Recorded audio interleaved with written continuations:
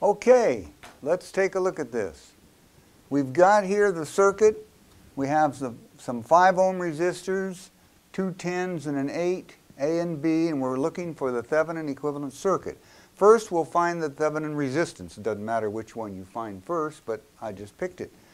And so to do that, I replaced the battery by a short circuit. So the battery, which used to be right here on top of this 5 ohm resistor, is gone and is replaced by a short circuit. And so we're left with this combination of resistors, and we can see all kinds of series parallel. The 5, and the 5, I think you can convince yourself those are in series. The 2 10s are in parallel, and you can quickly show by product over the sum that the 2 10s in parallel make another 5. And so we have a 5 here, and we have the 8, was unchanged, and the 15 was the sum of these 3 5 ohm resistors.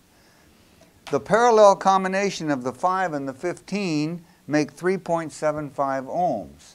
And so now that 3.75 ohms combines with the 8. It's in series with the 8, and so it makes 11.75. So the Thevenin resistance is 11.75 ohms.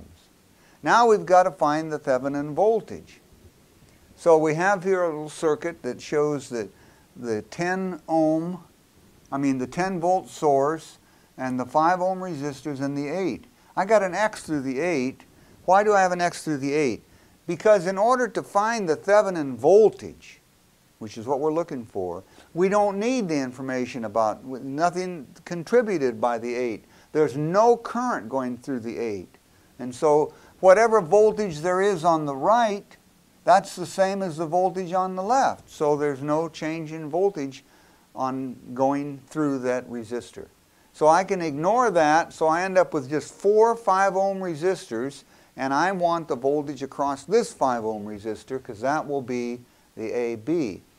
The voltage divider rule tells us that all we got to do is multiply the source, 10, times the resistance, 5, divided by the sum of all the resistors, 20, and we get up with 2.5, and so the Thevenin voltage is 2.5 volts.